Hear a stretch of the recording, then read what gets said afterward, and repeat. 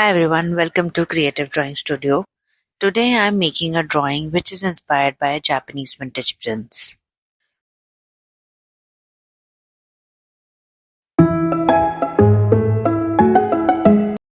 So for this drawing, I am using basic stationery. I have drawn with hand a basic print of what I want to make.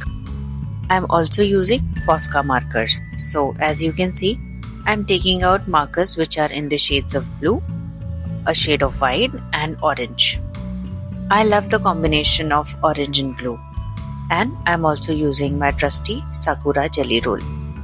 I'm using blue colored Posca marker to create the outline of the fish, the first fish. This will be a series of 5 fish drawings, all in different patterns and style.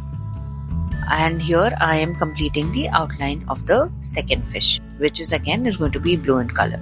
The third one, which is going to be an orange fish, is the one which I'm making now. So on and so forth. So this print is something that I am sure you would have seen across various designs like t-shirts, posters, etc. Like I have a fascination towards Japanese prints, Japanese anime. I like reading Japanese books as well. I love everything Japanese, from reading their comfort fiction to watching animes to watching Studio Ghibli films, and also their prints which you must have seen on various t-shirts and coasters and mugs. I thought why not create a design which is inspired by the vintage patterns. This design that I'm making is called gyotoku. So gyotoku is a form of traditional Japanese art which was basically used by traditional fishermen. So this was done in order to identify the fish that they have caught.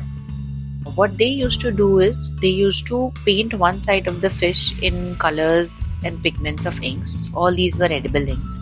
And they used to stamp the pattern of the fish on the paper. So essentially it was a painting of the fish which was made using the fish. And this was done to identify what all fishes that they have caught, any new fishes that they have caught. And since these inks were edible, they used to then wash them off, and it was used for selling and eating, and everything was fine. This art has very intricate pattern because the entire fish gets painted on top of a paper. So here, if you can see, inspired by that, I am making 5 fishes and with all some different patterns.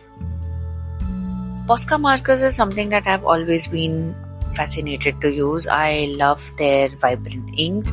I love how opaque they are. They don't transfer, they dry very easily. And if you will see, like using a white pen over them, like it really shows up. So if you use any white marker over Posca colors, it shows up really well. So that's why I like. So now on the second fish, I am doing a simple fin sort of a design. So this is first level of drawing, so I'm not going to add any detailing here. I am just drawing the basic outline and internal structure of the fish. And on the third iteration is something where I'm going to add more details. So the third fish is orange, Posca markers. Also, they are not the most thickest ones that I've got. They also come in a much more thicker variation. So if like going ahead, if I want to color something which is like a big patch of paper, then I think I should use a thicker one. So yes, so recently, considering, I don't know if you read books, you would know that there is a hashtag which is trending called January in Japan. So this hashtag is basically encourages reader to read more Japanese books in the month of January. And I don't know if you would have noticed, there is suddenly an influx of lot of Japanese books in the market. Many books are being translated into English and are being now available worldwide. Like for this month, reading Japanese comfort fiction, I read the book called The Chibi Neko Kitchen. So Chibi in Japanese means cat. So Chibi Neko Kitchen is basically a kitchen that is run by a cat, or a cat's kitchen, something like that. And here, as you can see, now I am adding patterns to the fish.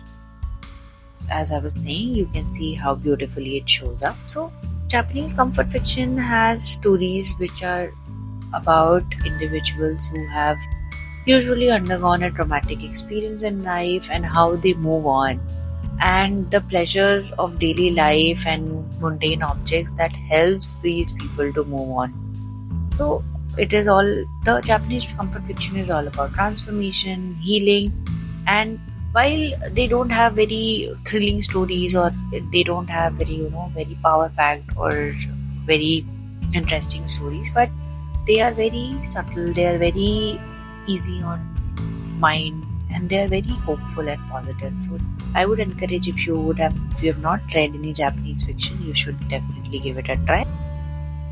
In the second fish, I'm adding details inside the fins, which using the same colored marker, and then I'm going to again go over a lighter blue marker to fill in the gaps.